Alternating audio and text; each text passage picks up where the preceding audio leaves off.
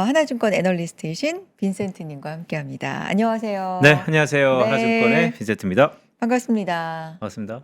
매일 아침에 음, 또 시황 전해주시고, 매일 오후에 네, 네, 전해주시고, 네. 네, 오전과 오후에 아, 만남? 맞습니다. 그러니까요. 네. 요즘에 빈센트님이 진짜 인기가 엄청나죠? 그래요. 어떻게 지내세요? 요즘에 일하고 네, 지냅니다. 일하고 지내.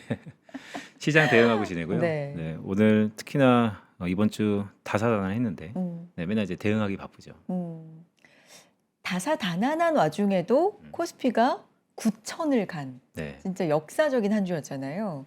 그럼에도 불구하고 시장에선 여러 좀 아쉬운 얘기도 있긴 있어요. 상승 종목 수가 워낙에 너무 좀 편중돼 있다. 뭐 이런 것도 있고 어떻게 보셨어요? 한 주 동안? 한 주 동안 네, 일단 변동성이 되게 크죠. 우리가 네, 매수, 매도, 사이드카를 합산해 보면 금융위기 이후에 가장 높은 올해 한 40번이 있었습니다. 음, 매수, 매도가. 근데 금융위기 때는 별반 차이 없어요. 근데 올해 아직 6개월밖에 안 지났기 때문에 올해를 지나고 나면 한국의 금융시장이 금융위기 이후에 가장 많은 매수, 매도의 사이드카가 발생했던 한 해로 기록될 거고 음, 그것은 이제 변동성인 것이죠. 변동성은 우리 시장에서 변동성 이퀄 위기. 하지만 지나고 보면 위기를 기회로 삼은 사람과 그렇지 않은 사람이 구분될 것이다라고 보고 음, 있고 오늘도 뭐 이 단어를 계속 쓰겠죠. 밀사와 여주사. 음, 여전히 주도주를 갖고 있는 자와 그러지 못한 포트폴리오에 상당한 이견이 있을 것이다. 그래서 이번 한 주 다사다난 했는데 네, 개인적으로 봤을 때는 6월 말에 있을 수많은 이벤트들 그 네, 중에도 오늘 SK하이닉스의 ADR 상장 이슈를 좀 다룰 텐데 우리가 생각하는 것보다 상당히 폭발력이 있을 거다라고 보고 있습니다. 음, 밀사 여주사는 계속해서 이제 빈센트님의 어떤 네. 네 구호이신 거예요? 변함없이? 밀사는 사실 이제 밀리면 사자, 조정받았을 때마다 사자, 그러니까요. 강세장에서 있을 밀사. 네, 그런데 거기에 근간에는 네, 뿌리 깊은 가정이 있습니다. 어떤? 우리 시장을 중장기 시계로 바라볼 시장이 됐다는 것이죠. 아, 미국의 S&P 500만 5년 동안 계속해서 우상향하는 것이 아니다. 이제 우리 시장도 중장기적인 시계로 바라볼 때가 됐다. 그러니까 음, 단순히 여전히 한국 시장 트레이딩이야라고 할 수도 있겠지만 그건 그들만의 영역일 것 같고요. 이제 우리 시장을 중장기적으로 장기적인 추세에서 바라볼 때 정말로 주도주, 그 주도주가 한국을 벗어나서 글로벌리 포지셔닝 되고 있는 그 전환점에 있다. 그래서 그 전환점에는 정말 시간이 없다는 말씀도 계속해서 드리고 있죠. 밀사, 여주사, 밀리면 사자, 네, 주도주를 여전히 사야 된다. 네, 그 뭘 사요? 라고 여쭤봤을 때 지난번 출연에도 정말 뭐 0.1초의 망설임도 없이 저는 SK 하이닉스라고 봅니다. SK 하이닉스 정말 무서운 질주를 하고 있고요. 네. 빈센트님의 뭐 점쳐주세요는 아니지만 어떤 분석과 예측이 진짜 무섭게 맞아 떨어져 가고 있는 건 이제 사실인데 하이닉스가 이렇게까지 폭발력을 보여주는 이유 여러 가지 시장의 분석이 좀 있는데 네. 어떻게 보고 계세요? 어떤 기업이 재평가를 받으려면 네. 기본적으로 해야 되는 게 돈을 벌어야 됩니다. 그것도 우리가 기대하는 컨센서스보다 앞전에 제가 잠깐 봤는데 우리 김정렬 센터장 컨센서스 센터장님이 네, 네. 역시 존경할 만하죠. 어쨌든 제 기준치보다 훨씬 더 높은 실적을 발휘해야 되는데 네. 여태까지 첫 단추 잘 꼈고요. 음. 7월 말에 이제 2분기 실적 나오는데 거의 70조 원 내외 영업이익을 보일 것 같으니까 음. 이것도 좀 높은 컨센서스죠. 그러니까 기업이 돈을 벌고 있다. 그것도 우리가 생각하는 것보다 훨씬 더 많이. 그게 첫 번째 조건이고 두 번째 조건은 글쎄요. 한국에 있는 모든 역사 속에 있었던 기업들이 글로벌리 재평가를 받는 기회가 얼마나 있었느냐. 더구나 그렇게 도전장을 야심차게 내미는 기업들이 얼마나 있었느냐를 따지고 보면 되게 희소했던 것 같아요. 음. 도전하는 기업, 도전하는 자세에 상당한 메리트와 밸류를 줘야 되는 시장이다라고 보고 있고 음. 그런 의미에서 SK하이닉스가 제 눈에 좀 들어왔던 것이고요. 음. 혹자는 그러면 뭐 삼성전자를 안 좋게 보느냐? 그러지 음. 않죠.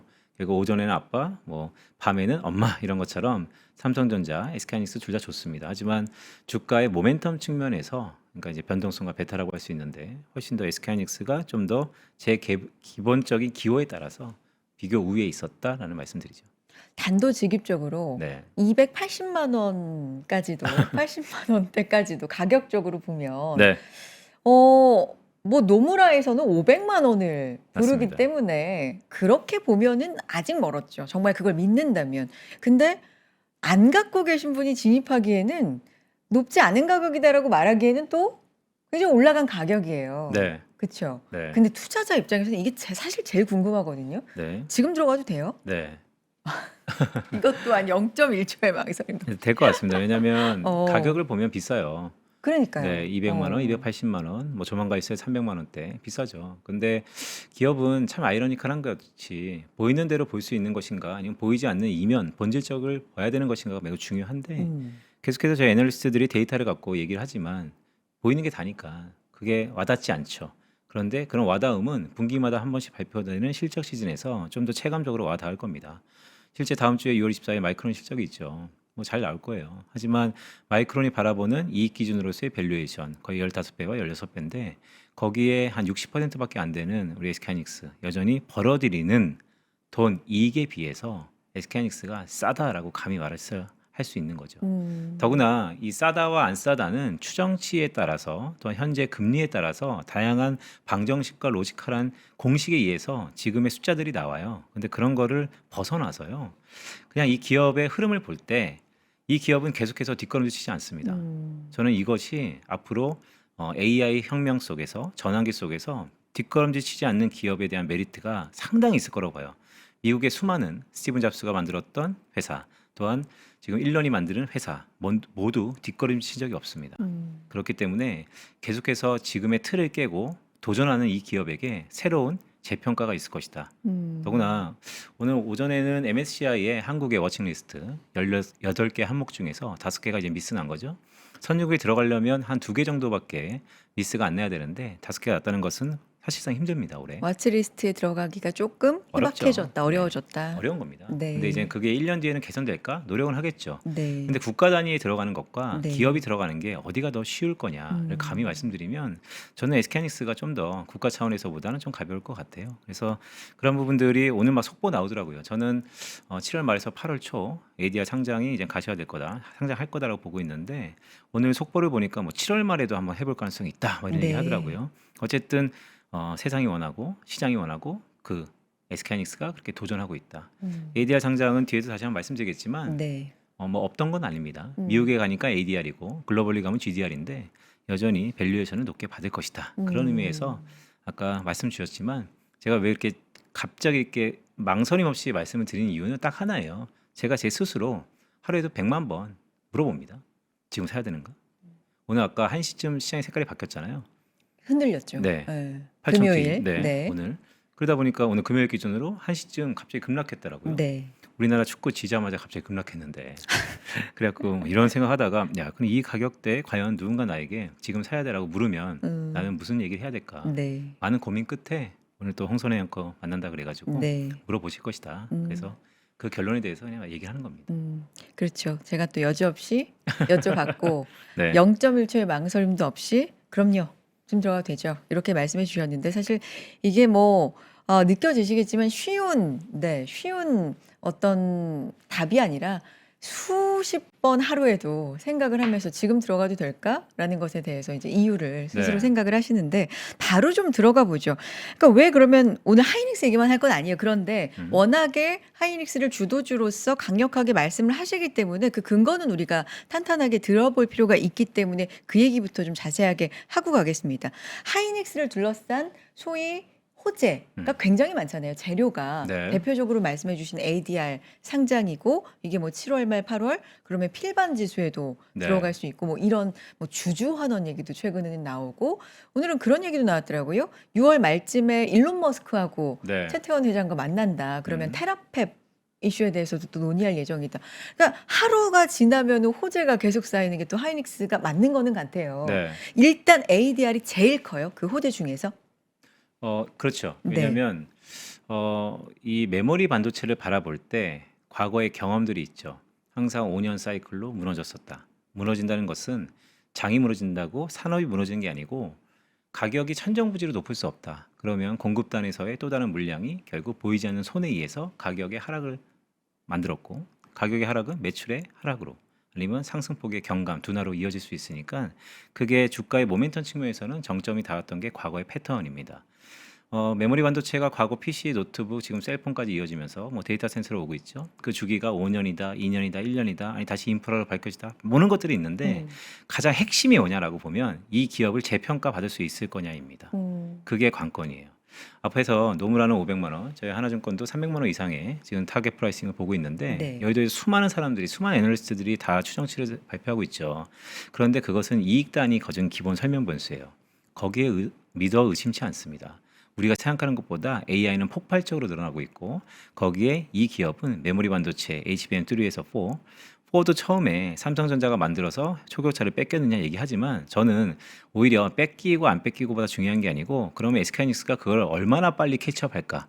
HBM 시장에 어제 나왔죠. 그러니까 또 열이 걸렸어요. 그러니까 그런 거 보면 발빠르게 움직이는 것이죠. 그래서 전반적으로 계속해서 이 기업은 새로운 것을 틀을 깨려고 도전한다. 그렇다면 그 모멘텀 속에서 재평가 가능성이 있다. 그러면 재평가를 어떻게 받을 것인가? 가장 직관적인 것이 가는 거죠. 미국으로.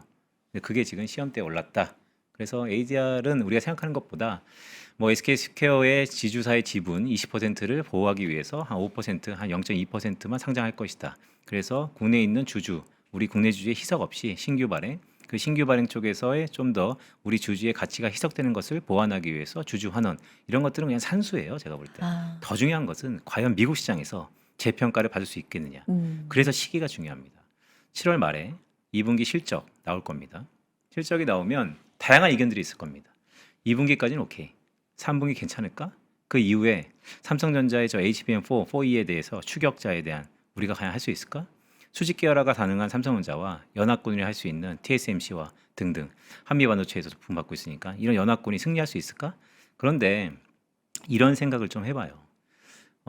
모든 산업은 혁신에 의해서 계속 완성도가 높아질수록 글쎄 삼성전자 주주들은 어떻게 받아들일지 모르겠으나 삼성전자 되게 좋아합니다. 하지만 최고의 부품, 최고의 장치를 갖고 있는 사람들이 연합으로 모이는 게 좀 더 부가가치가 높아 보입니다. 지금의 자동차가 그런 것처럼. 옛날 자동차는 한 기업이 다 만들었다면 지금은 그렇죠. 수백만 기업이 부품을 만들고 있죠. 네. 메모리 반도체도 그런 쪽의 밸류체인이 좀 더 부과받을 것이고 따라서 미국의 재평가 받을 시기가 SK하이닉스가 이런 그림을 그려보는 것이죠. 저희가 2분기 때 실적이 어마무시하게 좋습니다. 이런 좋은 성적표로 지금 미국 시장에 등단했습니다. 네. 우리를 기본적으로 자본이 아닌 이익의 성장성에 대해서 재평가해 주세요. 기준이 뭔데? 우리보다 살짝 뒤쳐져 있는 여러분들이 좋아하는 미국인들한테 얘기하는 거죠. 마이크론. 그들의 밸류에이션이 우리보다 훨씬 더 비쌉니다. 이유가 무엇일까요? 우리가 지금 이런 실적과 이런 기세와 이런 전략적 행위 속에서 얼마나 재평가 받을 수 있을지 다이렉트리 받겠다. 저는 이 서사는요. 상당한 리레이팅입니다. 그런 기업은 상당히 재평가 받을 말이 있고 그런 것이 기본이고 그 외에 레버리지 상품이자 아니면 쏠림이자 이런 것들은 부가적으로 나타나는 결과물이라고 봅니다. 시기가 굉장히 중요하다고 맞습니다. 하셨는데 그리고 포인트는 재평가다. 어떻게 미국 시장에 상장이 돼서 이게 재평가가 됐는지가 포인트다라고 하셨는데 그게 이제 7월 말 8월이면 지금 미국에서도 사실 변동성 그리고 쏠림이 있잖아요. 네. 그 쏠렸다는 건 반도체 쪽으로 굉장히 이제 뜨겁다는 거고 근데 미국에서도 굉장히 뜨겁게 반도체 열광을 하면서도 경계의 목소리는 계속해서 좀 나오고 있거든요. 이게 너무나 쏠림이 좀 심하다. 왜냐하면 우리가 메모리나 이런 것들이 부족하다. 그래서 가격이 오른다라는 논리로 주가가 올라가는데 그 쇼티지나 병목이라는 게 오히려 발목을 잡을 수 있다라는 분석도 최근엔 일부에서 좀 나오더라고요. 그러면 시기적으로 좀 안 맞아떨어지면 예를 들면 7월 말 8월 상장했을 때 그런 또 어떤 악유, 또 논쟁과 맞부딪힐 가능성도 있지 않을까라는 건 그냥 조심스럽게 네. 걱정해서 여쭤보는 거예요. 맞아요. 네. 그러니까 홍선혜 앵커가 잘 걱정해 주는 거죠. 네. 7월 말에 사실 이 모든 서사는 무슨 톱니바퀴가 맞는 것처럼 잘 맞물러 가고 있어요. 7월 말에 되면 실적 발표 좋게 나올 거고 8월 초에 등단을 하면 그러니까요. 속설 즉 필라델피아 반도체 지수의 30개 리밸런싱이 9월이에요. 네. 그래서 이번에 8월에 들어가면 사실 패시브 자금이 들어가는 거는 내년입니다. 그러면 시장은 뭐 아시는 분도 많겠지만 실망하겠죠. 패시브 자금 들어온다더니 이거 내년 일이야? 내년 가서 이 기업이 지금처럼 핫할까? 그러니까요. 멀었잖아요. 맞습니다. 좀. 그런데 액티브 자금들은 엄청 들어와요. 그래서 과거에 이 액티브 자금들이 들어오는 걸 감안해 봤을 때 호주의 아스트라제네카가 아마 ADR 했을 때 네. 이런 액티브 자금들이 엄청 들어와서 주가가 컨턴 점프했습니다. 그래서 기본적으로 패시브 자금 우리가 늘 익숙한 필라델피아 반도체 지수의 패시브 자금의 에디드는 옵션 널리 하다고 본다면 기본적으로 등단과 동시에 3개월 안에 미국의 액티브 자금들이 들어올 것이다. 그럼 우리가 체크해야 되는 건 뭐냐면 음. 미국의 개인 자금들이 과연 이 메모리 반도체의 병목을 정말 사고 싶어 하는가. 마이크론을 보면 엄청 사고 싶어 하죠. 네. 삼성전자와 SK하이닉스가 이렇게 병목이었어? 등등을 음. 놓고 봤을 때 미국의 수많은 액티브 펀드들의 자금들이 물밀듯이 나타날 것이다. 몰려올 네. 것이다.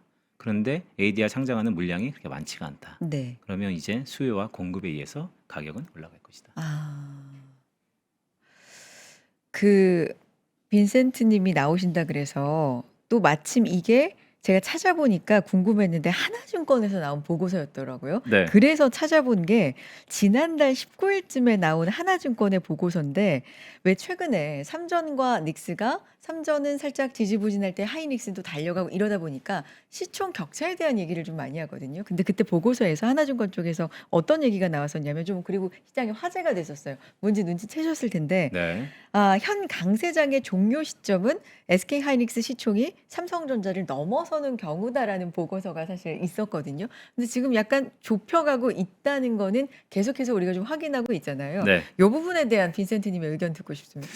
네. 제가 우리 하나증권의 네. 글로벌 투자 전략부에 네. 채널 전략팀을 맡고 있어요. 저의 하우스뷰를 결정하시는 이재만 실장님 계시죠? 네네. 엄청 존경하는 분이에요. 왜냐면 네. 이름 자체가 이재만이잖아요. 만 포인트 거의 다 왔습니다. 아, 네, 이분이 되게 인투이션과 성견지명이 있죠. 네. SK하이닉스와 삼성전자의 시가총액의 괴리가 꽤 길어졌다가 음, 노사 합의 때부터 할 거예요. 좀 주춤하고 음. 삼성전자는 SK하이닉스는 빠르게 모멘텀을 내다 보니까 실제 한 지금 170조 원, 한 200조 원 내외로 줄여졌습니다. 네. 그렇다면 여차하면 이제 바뀔 수 있다는 것이죠. 그럼 음. 이제 그것은 두 가지 의미가 있죠. 하나는 정말 이 강세장의 끝이 2등 기업, 1등 기업을 한 번쯤은 역전했을 때 이 네. 모멘텀이 가장 극대화, 극점에 있을 것이다라는 시사점이 하나 있고요. 두 번째는 이제 저의 생각인데 그게 얼마나 지속될 수 있냐가 좀 중요해 보여요.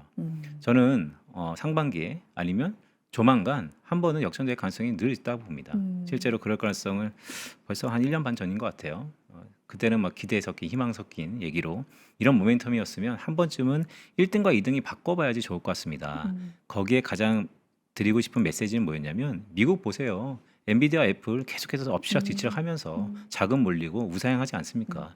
우리는 왜 2000년 1월 4일부터 삼성전자가 계속해서 1등 기업이냐. 한번 모멘텀을 바꿨으면 좋겠다. 그만큼 뭔가 북적북적했으면 좋겠다라는 바람을 달리고 있죠. 네. 그만큼 관심도가 높고 동일한 피어 그룹이고. 네. 그래서 그런 쪽에 될 가능성이 높아 보이고요.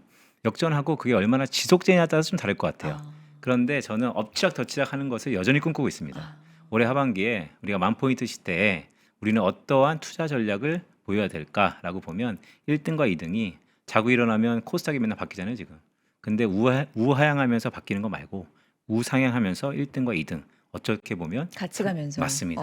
그런 모멘텀이 누가 그런 얘기 하더라고요. 빨리 가려면 혼자 가고 멀리 가려면 같이 간다. 그래서 그런 부분을 좀 꿈꾸고 계신다. 알겠습니다. 근데 이런 질문들 많이 받으실 것 같아요. 언제까지 갖고 가야 되는지. 언제까지? 혹시 꺾이는 시점이 나온다라고 왜냐하면 영원할 수 없다는 거를 투자자분들은 그러니까 가서 너무 좋은데 이거 언제까지 갖고 가야 될까? 혹시 뭐 매도 시점이나 이런 부분 꺾이는 신호라든지 이런 거를 갖고 가야 되나? 아니면 물론 밀사 여주사 강력하게 외치시지만 그래도 한편으로는 네, 뭔가 좀 염두에 둬야 할 부분이 있지 않을까? 이런 것도 어떠세요? 생각하시는 부분이 있으세요? 그러니까 이제 미래 얘기죠. 그렇죠, 미래. 네, 내일 비 온다고 그러더라고요. 근데 또 모르죠. 등등처럼 미래 얘기는 현재 과거에 대한 정보를 갖고 우리가 그럴 가능성이 높다라고 추측하고 확률적으로 베팅하는 것이죠. 그래서 과거 데이터를 좀 봅니다. IT 버블 때 왜 무너졌냐라고 보면 기업의 매출은 늘어나지만 영업이익률이 둔화되면서 결국 하나하나 팔아서 50만 원 남은 걸 40만 원, 30만 원, 결국 나중에는 역마진 나더라. 그래서 무너지더라. 등등. 기본적으로 매크로 지표 중에 제가 뭐 이코노미스트 오래 했으니까 시장의 매크로 지표는 금리죠. 더구나 장기 금리. 더구나 2008년 금융위기 이후에 단기물과 장기물이 우리 실물 경제 곳곳에 장기물이 다 포지셔닝 돼 있습니다. 그래서 장기물의 움직임이 듀레이션과 베타가 매우 큰 것이죠. 그래서 장기물의 급등락에 의해서 실물 경제가 휘청휘청하고 그것의 근간에 있는 유동성이 휘청휘청하기 때문에 최근에는 30년물 5% 룰이라는 게 생긴 거죠. 근데 그런 것들은 다 과거의 현상에 대해서 가능성이 있다라고 보는 것 같아요. 근데 그것보다는 제가 봤을 때는 지금의 이 모멘텀과 도전과 기세와 전략적 판단 만약에 SK하이닉스가요 더 이상 틀을 깨려는 도전은 안 하고요. 이제 됐다. 흔히 TSMC가 그런 전략을 많이 하죠. 가격 오르지 않습니다. 키옥시아도 마찬가지고 어느 시장을 잡아먹기 위해서 더 이상 압도적인 도전과 그 방식에서 가격을 끝까지 올리는 게 아니고 상대방을 죽이는 게임이죠. 내가 점유율을 유지하는 게임 플레이를 합니다. 기업은 거기서 흥할 수 있어요. 하지만 저는 모멘텀은 끝났다고 봅니다. 그런 의미에서 오히려 이러한 산술적인 재무적인 판단이 아니고 뭐 그런 것들은 대부분 다 디폴트를 알고 있다고 하고 오늘 말씀 주셨으니까 제가 봤을 때는 이 시장의 끝은요 우리의 선도 기업이 앵커링하는 기업이 새로운 틀을 깨려고 노력하지 않고 전략적 투자를 안 할 때 그때가 끝이라고 봅니다. 그 얘기를 조금 더 쉽게 하면 뭐 하이퍼스케일러들이 네, 투자를 좀 줄인다든가 네. 아니면 뭔가 그쪽에서 문제가 생긴다든가 뭐 이런 부분 말씀하시는 걸까요? 하이퍼스케일러는 네. 투자를 줄였다가 늘렸다가 할 거예요. 어. 얼마나 투자를 하고 싶었으면 빚을 내고까지 하겠어요. 그만큼 뭐냐면 엔비디아가 채권을 발행해서 그 돈 많은 현금 많은 기업이 왜 갑자기 돈이 필요한가 등등. 우리가 하이퍼스케일러의 자금난에 대해서 궁금증이 많죠. 음. 10명 중에 5명은 아마 역사의 뒤안길로 사라질 겁니다. 그러면 이제 우리가 불안한 거죠. 발주를 누는 사람들이 맞아요. 없어지면 우리는 무엇을 통해서 우리의 쓰임이 있을 것인가. 중과제 성격에 수출하는 기업들이 다 그런 것이죠. 그런데 그 안에서도 또 SK하이닉스는 삼성전자는 자기만의 헤게모니와 전략을 만들어낼 겁니다. 아. 일례로 SK스퀘어가 막 각광받고 있죠. 지분 투자, 삼성물산과 더불어서. 그렇게 그 주식을 사는 사람도 있죠. 그런데 지주사가 하는 것 위에 SK스퀘어가 갖고 있는 지분 투자, VC의 영역을 놓고 본다면 세계에서 가장 많은 돈을 버는 삼성전자와 세 번째 돈을 벌 SK하이닉스라고 봅니다. 우리나라 기업이요. 전 세계에서 1년만 있으면 가장 돈을 많이 벌어요. 그 돈 갖고 뭐 할까요? 우리 흔히 얘기하잖아요. 바겐세일 아니면 M&A. 자, 이런 것들이 이제 펼쳐집니다. 그렇다면 싸지면 살 것이고 내가 부족하는 것은 내가 가질 것이고 소프트뱅크 손정희 회장만 계속 M&A 하는 건 아니에요. 젠슨 황만 와서 계속해서 M&A 하는 건 아닙니다. 우리도 이제 그런 자리에 오면 지금의 이런 부족분들을 그들은 충분히 알고 연구하고 있다. 그래서 오히려 더 중요한 건 과연 그 기업이 계속해서 안주하지 않고 도전하고 캐펙 숫자를 늘리고 또 새로운 것을 하는 것이냐. 이것이 없어지면 저는 암만 그 기업이 전 세계에서 돈을 가장 많이 벌고 시가총액 1위를 한다 하더라도 모멘텀에 대한 밸류를 제 스스로 안 줄 것 같습니다. 그러면 그 시기가 언제가 될지는 정말 알 수가 없네요. 지금 그냥 상황에서 보면 지속적으로는 네, 맞습니다. 그렇기 때문에 그런 중장기 시계 속에서 네. 계속 실적 발표를 나오고 그들의 코멘트를 하고 최태원 회장께서 1월 25일일 거예요. 올해 SK하이닉스가 시가총액이 535조일 때 이런 얘기를 했어요. 내가 시총 2,000조 원을 만들 것이다. 네, 그때 보면 그때 시가총액 대비 4배의 마켓을 그린 거죠. 근데 지금 거의 다 왔습니다. 6개월도 안 걸렸어요. 네. 그만큼 결정권자가 물론 그가 다가 아니겠지만 계속해서 새로운 벽을 뚫으려고 한다라는 게 저는 상당한 과거에 그런 기업이 있었나 싶을 정도로 그래서 계속해서 우리 기업에 대해서 네. 이런저런 얘기할 수 있지만 네, 네. 그냥 물어보면 밀리면 사세요. 라는 얘기를 하는 것이죠. 여전히 밀사. 생산량을 최근에 이제 2배로 늘릴 것이다, 몇 년 안에. 그리고 이제 2배도 모자란다, 3배로 늘릴 것이다, 뭐 이런 얘기들. 그러면 이제는 가격의 효과와 Q, 소위 PQ라고 얘기하는데 이게 같이 간다 하면서 이제 소부장단, 특히 장비단도 움직였던 이런 흐름이 있었잖아요. 네. 요것도 뭔가 시사점이 있습니까? 그러니까 이제 과거의 네. 패턴이죠. 피가 네. 달리면 Q의 시대로 오면 그러니까요. 결국 장비 발주해야 되는 거 네. 아니냐. 그래서 주성, 원익, IPS, 어. 뭐 밸류체인 상에서 전공종의 장비 뭐 움직였죠.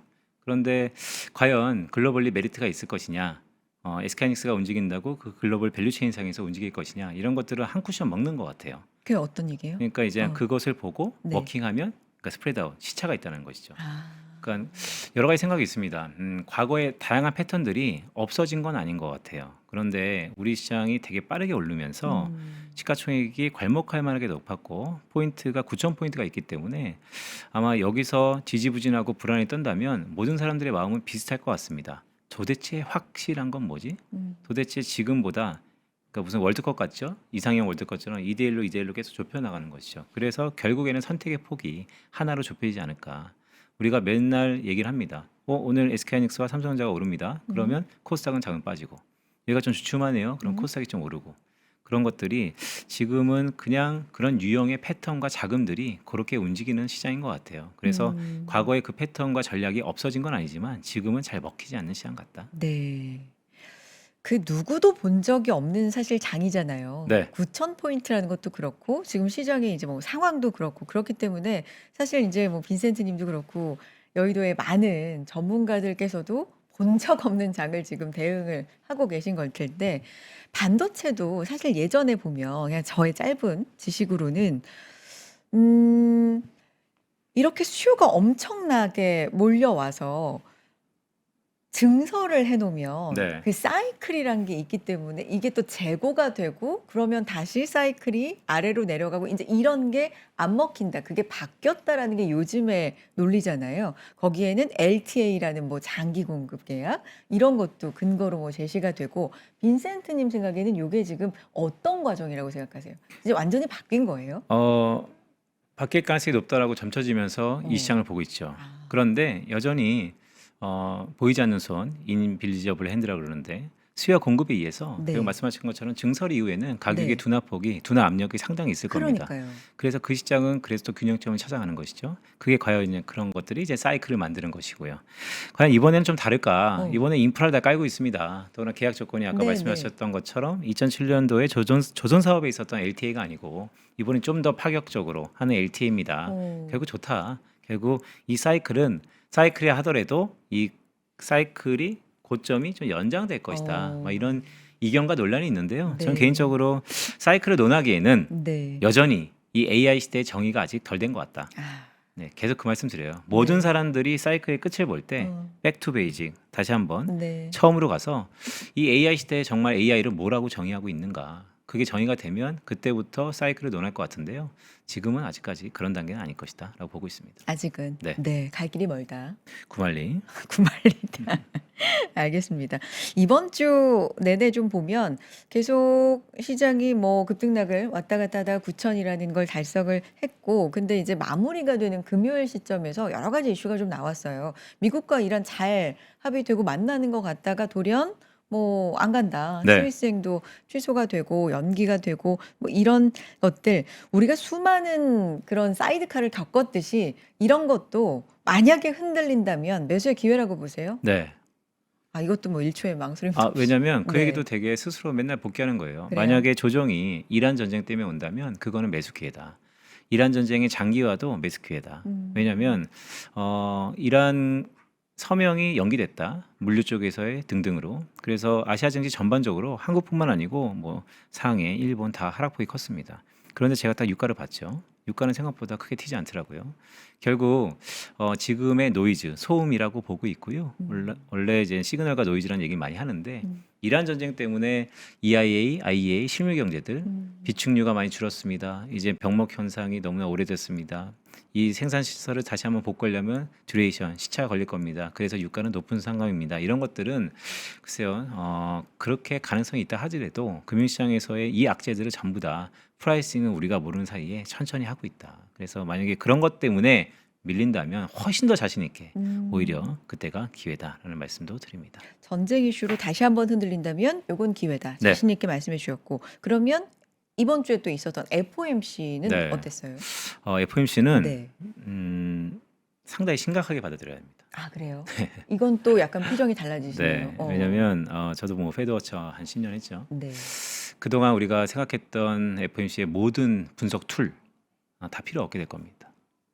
전면 백지화. 케빈 워시의 스타일로. 네, 그러니까 케빈 워시가 리모델링 하고 있어요. 그리고 더구나 시기를 못 박아줬죠. 주식시장에서 모든 이벤트의 가장 큰 불확실성은 시기입니다. 그런데 시기를 못 받았죠.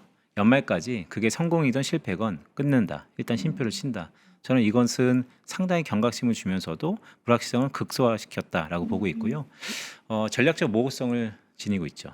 그러니까 연준은 디플레이션 시대에 사람들의 시장과의 소통이 워낙 이견이 많다 보니까 되게 투명하게 모든 걸 결정했습니다. 점도표를 오픈하고 SEP라고 해서 경제 전망을 분기마다 내보이며 또한 Q&A부터 시작해서 수많은 것들을 다 클리어하게 유리판처럼 다 보여줬습니다. 우리가 엄청 그거를 따라갔었죠. 맞습니다. 밤새 뭐 보기도 하고. 맞습니다. 네. 듀얼 먼데이트를 비롯해서 맞아요. 그래서 이제 페드 와처들이 등장을 했고 네. 마치 그것이 연준을 해석하는 것처럼 실제 닉 트라우머스 기자를 두고서 또 다른 채널 창구로도 이용한 것도 사실이죠. 근데 판이 바뀌었어요. 이제는 디플레이션 시대가 아닙니다. 이제는 인플레이션 시대로 가고 있는데 케빈 워시가 주창하는 건 뭐냐면 전략적 투명성이 오히려 안 좋다. 결과적으로. 그렇기 때문에 전략적 모호성 1970년대에 연준이 했던 디플레이션 시대에는 전략적 투명성이 정책적 통화 정책의 목적 달성에 의해서 좋은 거다. 하지만 지금은 판이 바뀌었기 때문에 전략적 투명성은 오히려 해를 끼친다. 바이어스를 더 융산한다. 그렇기 때문에 전략적 모호성으로 모든 것을 다 닫아버리겠다. 저는 이 부분이요. 상당히 예를 들어서 과거 같은 해석이라면 물가 올라갈 겁니다. CPI 기준을 놓고 보면 적어도 11월 달까지는 MOE, YOY 다 올라갈 거예요. 그런데 그러면 우리 시장이 생각하겠죠. 금리 올리겠네. 그런데 그 안에 블랭크 속에서 블랙박스 속에서 다양한 모호성이 오히려 모든 사람들이 올릴 거야라고 하지만 그 중에 한두 명은 아니 내릴 수도 있는데 저는 시장이 그 부분에서 일방향성이 아니고 균형을 맞출 거라고 보고 있고 케빈 허시도 기자회견 중에서 그런 얘기를 많이 했죠. 듀얼 먼데이트 지금의 물가 어떻게 해석하느냐. 그건 시장이 해석하는 것이다. 우리의 기준으로 보면 대묻죠. 정보를 줘야 우리가 해석하는 거 아니냐. 그것조차도 시장이 그동안 그린스펀 이후에 연준의 투명성에 너무나 익숙해졌기 때문이다. 완전히 바뀌어야 될 것 같습니다. 그럼 이건 추후에 이제 어떻게 시장에 영향을 줄까요? 좀 더 변동성이 줄어들까요? 모든 건 이제 통과 의례가 필요하죠. 네. 처음에는 변동성이 높아질 거예요. 처음엔 오히려. 네, 왜냐하면 우리 전자닉스의 레버리지 상품, 네. 레버리지 ETF 네. 상품이 나오자마자 처음에 변동성이 극에 달했고 어, 최근에는 그 변동성이 그 전보다는 줄고 있는 것처럼 모든 건 적응하기 나름입니다. 그래서 초반에는 상당히 이견이 있을 거고 도대체 뭐냐 이렇게 아. 불친절하냐. 실제로 전도표에 포인트를 찍지 않았잖아요. 이런 것들이 많은 것들을 바꾸고 있습니다. 이번에 5개 분야의 태스크포스가 도입되는데 가장 중요한 건 ETF 팀 중에서 연준이 바라보는 우리 흔히 믿고 있는 듀얼 먼데이트, 최대 고용과 물가 안정 이것들을 재산정하겠다는 얘기가 있어요. 저는 이것이 되게 중요해 보입니다. 네. 왜냐하면 만약에 연준이 지금의 금리를 내리고 싶다면 새로운 대표, 새로운 경제 지표를 통해서 그 부분에 시그널을 줄 것 같습니다. 즉 다시 한번 말씀드리지만 케빈 허시 시대의 연준은 지금 1970년대 이상 경제 활동하는 사람들이 모든 지금 방송도 보고 있고 투자 전략에 결정을 내리고 있죠. 완전히 우리가 경험하지 못한 그 세계, 그 시대의 연준의 전략적 모호성을 빨리 리뷰해야 된다. 70년대로 네, 돌아가서 그때 어땠는지도 한번 맞습니다. 보면서 적응을 해야 된다. 연준은 알겠습니다. 불친절할 거예요. 근데 앞으로. 네, 불친절한 속에서 시장이 균형을 잡을 겁니다. FOMC에 대해서는 조금 변화가 있을 것이다. 엄청 조금 크게 있을 것 심각하게 네, 받아들여 주셨고 앞서서 초반에 말씀해 주신 그 MSCI 선진지수 편입 요 이슈 좀 얘기를 해보고 싶은데 우리가 이번에 와치리스트에는 들어갈 것이다라는 기대가 어느 정도 좀 있었는데 그래요? 없었어요? 네, 빈센트님은 아예 없으셨어요? 네. 왜요? 왜냐하면 일단 미국인들이요 어. 접근하기가 너무 불편해요. 음. 계좌 트는데 한 열흘 걸리고. 근데 그거 또 이제 진행 중이잖아요. 그렇죠. 진행 중이잖아요. 개선하는, 네. 네, 진행 중이잖아요. 아직은 아니다. 맞습니다. 그건 두 가지인데요. 하나는 말씀하셨던 것처럼 워낙 이거는 이제 외국인 수급하고 연결되니까 우리가 맨날 물어보는 거잖아요. 도대체 외국인은 연초 대비 150점 넘는 파는데 진짜 외국인이 왜 이렇게 파냐? 구조적으로 이 큰 틀을 바꿔야 된다. EM에서 DM으로. 그러면 뭐가 돼야 되는데 이제 자료 화면 한번 띄워볼까요? 네. MSCI는 친절하게 18개의 항목들을 쭉 우리에게 제공하고 있죠. 이 더블 플러스와 마이너스가 있는데 적어도 현재 MSCI 기준으로 선진국에 들어가는 국가들은요. 이 플러스 2개짜리 있지 않습니까? 플러스 1개짜리가 2개 미만이에요. 근데 우리는 오히려 마이너스도 있잖아요. 이렇게 개선이 필요하다. 외환시장 맞아요. 자유화 수준. 이거 7월 6일부터 24시간 한다 그러지만 아직까지 하기 전이죠. 투자자 등록 및 계좌 개설. 이게 가장 커요. 소수점 거래도 안 되고 로빈후드처럼 또한 계좌 개설 하는데 한 2주 넘게 걸리고 그러면 우리도 그렇잖아요. 예를 들어서 다른 나라에 무슨 주식을 사고 싶은데 하루에도 변동성이 큰 그 시장에서 2주 동안 기다려서 뭘 해라 쉽지 않죠. 그렇죠. 정보 흐름이라든지 청산 및 결제. 청산 및 결제는 디지털 커런시하고도 많이 연결되고 있는데 그래서 이런 부분을 놓고 봤을 때 이번에는 좀 힘들 것 같다. 근데 다행인 것은 그럼 다음번에 어떨 거냐라고 하면 점차 조금씩은 가닥을 잡아간다라고 하는 것이고 이걸 딱 받아들였을 때 제가 지금 현업에 있으니까 증권회사 사람들 더 힘들겠다. 특히 트레이딩 하시는 분들, 결제하시는 분들 이제는 뭐 낮과 밤이 바뀌는 거죠. 24시간. 그렇게 오히려 거꾸로 약간 우스갯소리로 내 동료들이 너무나 힘들다. 진짜 일하는데 밤새 뭐 하기에 그럴 때 좀 더 접근성이 뛰어나지 않을까라는 생각도 듭니다. 그럼 아직 결정은 아니지만 요게 이제 공개가 된 거고 네. 우리가 그러니까 마이너스 등급을 받은 항목이 지난해 6개에서 올해 5개로 줄어서 그 줄어든 항목 하나가 상품이 좀 다양해졌다. 요거 하나 이제 괜찮게 받았고 네, 매드 포지션하고. 네, 네. 5개 같은 경우는 이제 마이너스니까 아직 결정은 안 났지만 와치리스트도 포함이 안 될 가능성이 이제 높아졌다는 네, 뜻이고 전 근데 네. 빈센트님 말씀으로는 기대 자체가 없었으니까 뭐 영향은 별로 없겠네요. 네, 되면 좋지만 실제 현실을 또 직시할 건 직시하고 미래를 꿈꿀 땐 또 원 없이 꿈꿔야 되는데 그래서 일단은 저는 별로 기대가 없고요. 다만 옵셔널리 되면 좋다 이렇게 보는 것이죠. 알겠습니다. 자, 그러면 앞서서 요즘에 밀사, 여주사 중에서 가장 대표적으로 이걸 밀사, 여주사 해야 된다. 하이닉스에 대한 자세한 얘기했고 그 밖에는 업종이나 종목으로 보시고 있는 거 없으세요? 사실 없어요. 없어요? 근데 이제 진짜 확실하시다. 저희 그 어. 선 앵커가 한 지난번이죠. 저희가 또 공교롭게 한 달에 한 번 오게 되는데 지난번에 저한테 그랬잖아요. 이거 말고 뭘 보냐. 그래서 제가 이제 맞아요. 화장품 말씀드렸죠. 맞아요. 네, 화장품 지금도 연말에 좋을 것 같습니다. 네. 그런데 폭발적이나 이런 것들은 뭐 메모리 반도체보다 뛰어나진 않죠.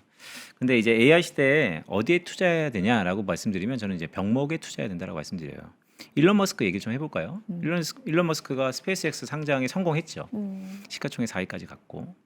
근데 이제 그가 결국 이제 AI 기업으로 탈바꿈해서 우주에 뭔가를 보낸다는 거잖아요. 그리고 아까도 잠깐 말씀드렸지만 어쨌든 데이터 센터를 우주에 짓겠다. 일론 머스크가 데이터 센터를 우주에 짓는 것에 답이 있습니다. 왜 짓냐? 지구에서는 부족하다. 전기가. 그래서 네. 우주에 가면 태양열이 무궁무진하다. 근데 그것은 그의 꿈이고요. 투자자 입장에서는 받아들일 건 받아들이지만 객관적인 팩트 체크도 해야 돼요. 거기서 산수는 간단해요. 네. 그래? 그러면 우주에서 태양광에서 데이터 센터 즉 에너지를 구하는 비용과 지구에서 전력을 구하는 비용을 한번 비교해 봐야죠. 네. 우주에서 그걸 쏘려면 물론 스타쉽 잘 되고 있지만 네. 올라가는데 비용 들죠. 거기서 구축하는데 비용 들죠. 거기 태양을 또 우주는 진공 상태니까 태양의 전도 이런 걸 봤을 때 열이 그렇죠. 많이 나잖아요. 맞아요. 냉각기술 엄청 필요하다. 이런 거 다 비용이잖아요. 네. 그래서 과연 이 전력기기 아니면 이런 병목 현상에서 과연 스페이스X가 일론 머스크가 꿈꾸는 그것과 현재를 한번 비교해 봐야 되는데 여전히 그런 측면에서 보면 앞으로 일론 머스크가 메모리 반도체만큼 지금 뭐가 부족하다는 것을 시사하고 있구나. 그래서 저는 여전히 뭐 전력 거기도 기회가 있다고 봅니다. 위원님, 빈센트님, 네. 그러니까 빈센트님의 의견에 대해서 반하는 게 아니라 이제 시장의 대체적인 시각이 최근에 이런 시각이 있을 수밖에 없는 상황이 된다는 걸 지금 이제 전제로 말씀을 드립니다. 네네. 쏠림은 엄청나잖아요, 지금. 그렇죠? 뭐 하이닉스, 삼전 뭐 이렇게 중심으로 전기 뭐 이렇게 중심으로 올라가다 보니까 코스닥의 소외가 이제 심해지고 이러는데 순환매가 나오는 것 같다가도 며칠 못 가요. 며칠 못 가고 다시 주도주로 쏠리거든요. 그래서 사실은 빈센트님의 이 주장이 더 좀 힘을 받는 게 있는 건데 그렇다면 이게 이런 현상이 지속된다라는 가정하에서 본다면 순환매가 언젠가 나오잖아요. 그러면은 못 올라가는 주도주가 아닌 종목을 갖고 계신 그 종목이 순환매 기회 가서 올라간단 말이죠. 그럼 이거 정리하고 주도주로 가야 돼요? 참 어려운 거죠. 근데 가야죠. 왜냐면 질문의 의도가 있잖아요. 가고 싶다잖아요. 타이밍을 이미 모르겠다잖아요. 제가 네, 가고 싶은데 그 질문은 이런 거예요. 음. 가고 싶다. 근데 타이밍을 모르겠다. 이왕이면 조금 더 비싼 가격에 이동하고 싶다. 이미 마음속에서는 밀사와 여주사가 있으세요. 근데 그 타이밍을 저한테 여쭤보시는 거예요. 정말 옮기고 싶은데 두렵다. 왜? 내가 떠났을 때 오를 것 같아요. 그래서 저는 그럴 때는 투자는 경험이지만 우리가 행복하려고 하는 거잖아요. 한 번쯤은 옮겨보죠. 이게 어떻게 보면 무책임하게 들릴 수 있겠지만 제가 제 스스로도 엄청나게 고민해 보는 거예요. 이 환상적인 테크를 이 기세를 못한 사람들의 소외감은 어떨까? 그러니까요. 엄청나죠. 그런데 그분들도 열심히 공부해서 뭔가 과거의 수많은 잣대 속에서 잠시 기회를 엿보고 계시단 말이죠. 근데 그 기회는 중간중간에 오긴 합니다. 하지만 그 기회를 얼마나 선택과 과감하게 행동이 필요한가 그 부분에 대해서 보통 저에게 말씀을 주시는 분들의 의도가 깔려 있다고 봅니다. 그래서 제가 우리 오전에 정프로한테도 맨날 얘기하지만 그 의도는 갈아타고 싶다. 언제냐? 저에게 그런 확답을 원하는 거죠. 그래서 저는 지금 라고 말씀드립니다. 심리 파악까지. 심리 파악이 네. 아니고요. 저도 그랬을 것 같아요. 알겠습니다. 마지막으로 이제 마칠 시간이 돼서 벌써요? 네. 너무 시간 빨리 가죠. 한 장도 안 한 것 같아요. 이게 아직 넘기진 않아갖고. 그러니까. 네, 뭐 하실 말씀 끝으로. 네. 없습니다. 그래도 마무리로 네. 투자에 대해서 조언을 또 해주시고 우리 네. 요 시간에는 또 한 몇 주 있다가 뵐 거니까 어떤 말씀 해주실까요? 제가 6월달 오면서 음. 그러니까 이제 과거에 저의 발언들 이런 것들이 화제가 많이 되죠. 근데 그게 뭐 중요하겠습니까? 지금이 중요하지. 근데 6월달은 5월달부터요. 세린메이부터 시작해서 근데 기세가 멈추지 않았어요. 지금도 그러는 것 같고요. 근데 7월은요. 오히려 모든 사람들이 좋게 보더라고요. 7월을. 네. 네. 7월 7일 날 삼성전자 실적 네. 거의 뭐 100조 원 가까이 90조 원 네. 얘기하고 있고 SK하이닉스는 7월 말에 뭐 이벤트 네. 그지. 근데 이제 주식 시장이 올라가려면 수급이 있어야 됩니다. 그렇죠. 지금부터는 수급이 너무 중요해요. 새로운 돈 도대체 누가 사줄 것인가 그것들을 철저히 계산해야 되는데 긍정적인 시기에서 계속해서 자금은 많습니다. 유동성은 전 많다고 봐요. 근데 여기서 제가 약간 우려 섞인 건 국민연금이에요. 국민연금의 리밸런싱이 유예시켜가지고 그게 이제 다음 달에 리밸런싱을 다시 한번 해야 돼요. 근데 그게 한 45조, 50조 정도 될 거예요. 국내 주식. 그러면 이제 그게 어쨌든 매물로 나오잖아요. 네. 근데 그거를 이제 누가 소화할 것인가? 저는 소화될 거라고 봅니다. 하지만 부침이 좀 있겠죠. 그래서 그때가 아마 상당히 실적 발표가 됐는데, 그러니까 국민연금 운영력 입장에서는 리밸런싱 하려면 좋을 때 해야 될 거 아니에요. 아마 실적 발표 됐을 때 그런 움직임이 있을 겁니다. 그래서 7월은 특히나 수급이 중요하다. 물론 밀사 여주사는 디폴트 상수로 가지고 가지만 7월 달에 제도적으로 나타나는 이런 국내 기관들의 비중 조절에 대한 수급을 유념하면서 그럼에도 불구하고 계속해서 우리 기업들이 정말로 이 틀을 깨려고 노력하고 있는 것에 대해서 재평가받는 7월을 기원한다라는 말씀도 드립니다. 밀사 여주사 밀리면 사자 여전히 주도주를 사자는 디폴트로 고정이지만 7월에는 국민연금의 리밸런싱 약 45조 규모가 좀 부담스러울 수 있기 때문에 이 수급을 누가 받쳐줄 수 있느냐가 중요한데 개인들이 밀리면 사자라는 건 사실 그동안의 학습을 통해서 조금 될 수도 있을 것 같아요. 근데 이제 외국인의 매수가 이걸 혹시 받쳐줄 수 있을까를 생각을 해보면 환율도 좀 변수일 것 같은데 환율이 지금 좀 높지 않아요? 높죠? 네. 네. 앞으로도 높을 겁니다. 네. 그런데 이제 환율은 제가 전에도 잠깐 그러니까 홍선 앵커가 되게 요소요소의 현재 상황의 핵심을 물어보죠. 환율은요. 달러 부족의 위기가 아닙니다. 달러 매도 부재의 위기죠. 네. 그러니까 다 안 바꾸려는 거잖아요. 안 음. 바꾸는 이유가 있고. 그런데 가만 생각해 보면 안 바꾸는 이유가 있는데 그 네. 이유가 없어지면 바꿀 겁니다. 네. 그래서 환율을 갖고 외국인들이 입출력이 있다. 그거 역시도 과거의 잣대인 것 같아요. 지금의 환율에 외국인들은 오히려 환율보다는 그 기업의 실적, 가능성, 미래성에 좀 더 바꾸기 때문에 환율은 지금까지 이렇게 높은 상황에서 꽤 네. 그래도 3분기를 보내지 않을까라는 생각입니다. 알겠습니다. 뭐 좋은 얘기만 해주시는 게 아니라 꼭 유념해야 될 부분까지도 짚어주셔서 저희가 요거 꼭 유념하면서 또 시장 지켜보도록 하겠습니다. 워낙에 확실한 뷰 그리고 근거를 제시해 주셔서 좀 시원한 느낌이 들어서 너무 좋았고요. 빈센트님 그리고 요거는 가시기 전에 하나 좀 여쭤볼 사항이 있어요. 네, 저희 거의 매일 클로징 벨에서 함께 해주시는 저희 김장열 센터장님께서 네네, 빈센트님의 이제 성함에 대해서 네네, 네, 본명을 잊을 정도로 네네. 그 빈센트님은 왜 빈센트님이냐 네. 이런 아주 근본적인 질문을 남겨주셨거든요. 네. 네, 대신 좀 여쭤봅니다. 네. 왜 빈센트로 오. 활동을 하느냐, 토종이 등등. 뭐 간단히 시간이 얼마나 있죠, 저한테? 뭐 한 5분 있나요? 이거 뭐 길게 말씀하실 생각이세요? 이거 짧게 대답해 주세요. 서사는 엄청나요. 그래요? 네. 그러니까 이제 제가 스타트업을 갔다 왔잖아요. 어? 스타트업을. 스타트업 네. 그렇죠. 스타트업은 수평 문화를 지향하면서 서로 간의 닉네임과 미국 이름 등등을 지어라 그러더라고요. 그래서 미국에서 미국 이름을 지어야 되는데 저 가족 내력이죠. 집안에 이제 프랑스 사람이 많잖아요. 제 여동생 소르본에서 10년 갔다 왔고 동생한테 이제 물어본 거죠. 스타트업 가는데 오빠가 다들 멋있는 미국 이름 지으라고 하는데 난 뭐로 했으면 좋겠냐. 그러니까 이제 오빠는 씨몽해 그러더라고요. 씨몽. 씨몽? 발음이 좀 이상한데 씨몽이 뭐야? 그러니까 씨몽이 프로로 꿈을 이룬 자예요. 너무 좋다. 그래 그걸 다음날 가져가서 내 이름은 이제부터 씨몽이다. 그러니까 거기에 씨몽이 영어로 사이먼이에요. 네, 시몬느 침대 있잖아요. 그게 다 거기서 연습된 겁니다. 그래서 파운더가 사이먼이 있으니까 속된 말로 이제 까인 거죠. 그래서 다시 동생한테 가서 까였다. 새로운 이름 달라. 그러니까 동생이 귀찮게 하네라고 하면서 그럼 오빠는 옛날부터 뭔가 틀을 깨려고 그러고 노력하고 승리하고 진취적이니까 빅토리의 영어 빅터가 빈센 방생 빈센트입니다. 아. 그래서 빈센트입니다. 빅토리, 네. 승리. 네. 그렇군요. 저는 진짜 짧게 대답해 줄 줄 알았거든요. 네. 이게 서사가 이런 엄청- 훌륭한 서사가 있군요. 엄청 짧게 얘기한 겁니다. 아, 그래요? 더 길어요? 네, 사석에서는 뭐 한 30분 하죠. 네. 빅토리, 빈센트, 승리. 네, 빈센트님과 오늘 대답은 여기까지 마치도록 하겠습니다. 하나증권 애널리스트 빈센트님, 오늘 말씀 고맙습니다. 고맙습니다.